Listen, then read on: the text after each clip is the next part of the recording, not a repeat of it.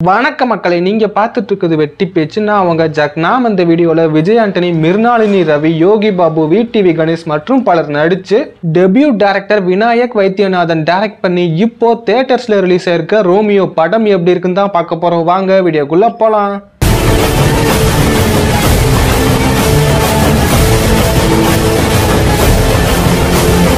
இந்த படத்தோட கதை என்னன்னு சிம்பிளா பாத்திரலாம். ஹீரோ விஜய் ஆண்டனி மலேசியால வேலை பார்த்து சம்பாரிச்சு புட்டு சொந்த ஊர்லயே செட்டில் ஆகணும்னு தென்காசிக்கும் வர்றாரு.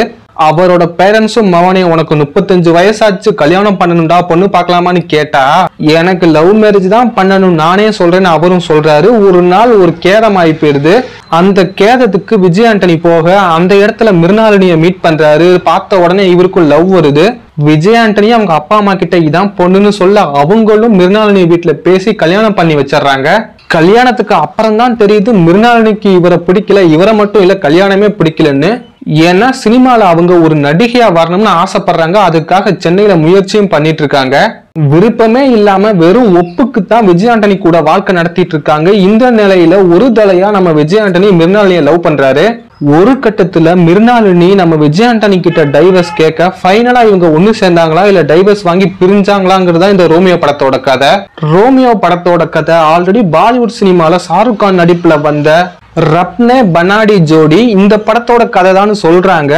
ரெண்டு படத்தோட கதையுமே சிமிலரா தான் இருக்கு. பட் இந்த ரோமியோ படத்துல தங்கச்சி சென்டிமெண்ட்டை மட்டும் எக்ஸ்ட்ரா ஃபிட் பண்ணி கதையை மாத்திட்டாங்க. பச்சையா இது ரப்னே பனாடி ஜோடியோட காப்பி தான் சொல்ல முடியாது. ஏன்னா தமிழ் சினிமால இந்த பேட்டர்ன்ல ஏகப்பட்ட மூவிஸ் வந்திருக்கு. விருப்பமே இல்லாத பொண்ணை கல்யாணம் பண்ணி புருஷன் எப்படி அவங்களை திரும்ப இம்ப்ரெஸ் பண்ணி ஒண்ணு சேர்றாங்கிறதான் கதை. இந்த பேட்டர்ன்ல இருந்துதான் தமிழ் சினிமால மௌனராகத்துல இருந்து சின்ன மௌனராகம் ராஜா ராணி வரையும் கதை வந்திருக்கு. சோ இந்த படத்தோட கதை வழக்கமான கதை தான், ஒன்னும் வித்தியாசமான கதையோ புது கதையோ கிடையாது. இந்த படத்தோட பாசிட்டிவ் சைட் பார்த்தரலாம். விஜய் ஆண்டனியோட கேரக்டர் ரொம்ப அப்பாவியான கேரக்டர். என்னதான் பொண்டாட்டி டார்ச்சர் பண்ணாலும் அவாய்ட் பண்ணாலும் இவர் கண்டிக்கவே மாட்டாரு.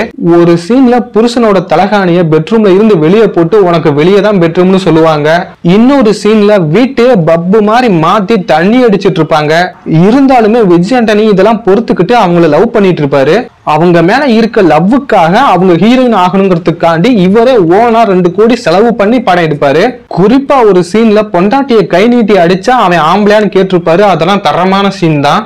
இப்படி அவரோட பெர்ஃபார்மன்ஸை பார்த்து நம்மளுக்கே பாவம் வர்ற மாதிரி பரிதாபம் வர்ற மாதிரி செம்மையாவே பண்ணியிருந்தாரு. இந்த படத்தோட ஹீரோயின் மிர்னாலினி ரவிக்கு இந்த படத்துல கொஞ்சம் ஸ்கோப் கம்மி தான்.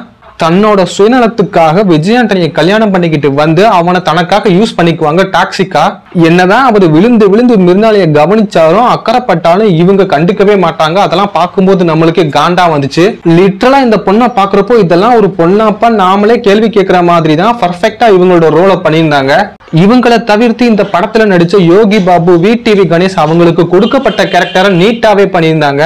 இந்த ரோமியோ படம் ரொமான்டிக் காமெடி படம். காமெடி சில இடங்கள்ல மட்டும்தான் ஒர்க் அவுட் ஆகுது. ரொமான்ஸ் இந்த படத்துல சுத்தமா கிடையாது. ஆனா சென்டிமெண்ட் இந்த படத்துல போட்டு தாக்கிருக்காங்க. பல இடங்கள்ல சென்டிமெண்ட் சீன்ஸ் இருக்கு. அது கொஞ்சம் நிறைய இடங்கள்ல ஒர்க் அவுட் ஆயிருக்கு. அது சில பேருக்கு வேணா கிரிஞ்சா தெரியலாம். சினிமோட்டோகிராஃபி, மியூசிக், எடிட்டிங் டெக்னிக்கலாவும் இந்த படம் ஸ்ட்ராங்கான படம் தான். இந்த படத்துக்கு எடிட்டிங் நம்ம விஜய் ஆண்டனி தான் ஓகேவாவே பண்ணியிருந்தாரு, குறை சொல்ற அளவுக்கு கிடையாது. பட் தேவையில்லாத இடங்கள்ல சாங்ஸ் திணிச்சுட்டாங்களோன்ற மாதிரி ஒரு ஃபீல் கிடைச்சிச்சு. அதை மட்டும் ட்ரிம் பண்ணிருக்கலாம். படத்துல வர எல்லா சாங்ஸுமே கேட்கிற மாதிரி இருந்துச்சு, பரவாயில்லாம தான் இருந்துச்சு, மொக்கன்னு சொல்ற அளவுக்கு கிடையாது. இப்போ இந்த படத்தோட நெகட்டிவ் சைட் பாத்திரலாம். இது இந்தியா பாகிஸ்தானுக்கு அப்புறம் இவருக்கு வர ஒரு ரோம் காம் படம். ஆனா இந்த படத்துல காமெடியா அந்த அளவுக்கு இவங்க போக்கஸ் பண்ணல. இதுக்கு இந்தியா பாகிஸ்தான் படமே பரவாயில்லையடா, நல்லா தானே இருந்துச்சுன்ற மாதிரி தான் ஃபீல் கிடைச்சிச்சு. அந்த அளவுக்கு இந்த படத்துல காமெடிக்கு ட்ரை இருக்கு. அத்தனைக்கும் இந்த படத்துல யோகி பாபு, விடிவி கணேஷ் இருந்தும் காமெடி சரியா ஒர்க் அவுட் ஆகல, இவங்க எழுதவும் இல்ல. அதே மாதிரி இந்த படத்துல விஜய் ஆண்டனிக்கு ஒரு தங்கச்சி கேரக்டர் இருக்கும். அந்த கேரக்டருக்கான பிளாஷ்பேக் நல்லா இருந்தாலும் அந்த கேரக்டரை ஹீரோயின் ஒரு கட்டத்துல கூட்டி வருவாங்க. அப்போதைக்கு அதை பார்த்த அண்ணன் விஜய் ஆண்டனி பெருசா எந்த எக்ஸ்பிரஷனையும் எமோஷனையும் காட்ட மாட்டாரு. அதெல்லாம் பாக்குறப்ப ஏத்துக்காத மாதிரி தான் இருந்துச்சு. ஏண்டா ஒரு 20 வருஷம் 25 வருஷம் காணாம போன தங்கச்சி கிடைச்சிருக்கா, அந்த தங்கச்சியை பார்த்து நீ எதுவுமே பண்ண மாட்டேன்ற மாதிரி தான் இருந்துச்சு. அதுக்கப்புறம் அந்த தங்கச்சிக்கு என்ன ஆச்சுங்கிறத படத்துல காட்டவே இல்லை. இந்த படத்தோட ஃபர்ஸ்ட் ஹாஃப கொஞ்சம் சுவாரஸ்யமா கொண்டு போனாலும் செகண்ட் ஹாஃப்ல படத்துக்குள்ள படம் எடுக்கிற மாதிரி ஒரு போர்ஷன்ஸ் இருக்கும். அதெல்லாம் கொஞ்சம் ஒர்க் அவுட் ஆகாத மாதிரி தான் இருந்துச்சு. எதுக்கு இதுன்ற மாதிரி தான் எனக்கு தோணுச்சு. ஏகப்பட்ட இடங்கள்ல லாகாம இருந்துச்சு. நம்ம பொறுமையை சோதிக்கிற மாதிரி தான் காட்சிகள் வச்சிருந்தாங்க. ஃபைனலா வந்து அந்த கோர்ட் ரூம் டிராமா நல்லா இருந்துச்சு. பட் அதை கொஞ்சம் ப்ரெடிக்ட் பண்ற மாதிரி தான் இருந்துச்சு. பட் படத்துல வந்த சென்டிமெண்ட் சீன்ஸ் எல்லாமே நல்லா தான் இருந்துச்சு. இந்த படம் ஒரு அபோவ் ஆவரேஜான படம் தான். கண்டிப்பா இந்த படத்தை ஒரு முறை பார்க்கலாம். இந்த படத்துக்கு வெட்டி பேச்சோட ரேட்டிங் 3/5.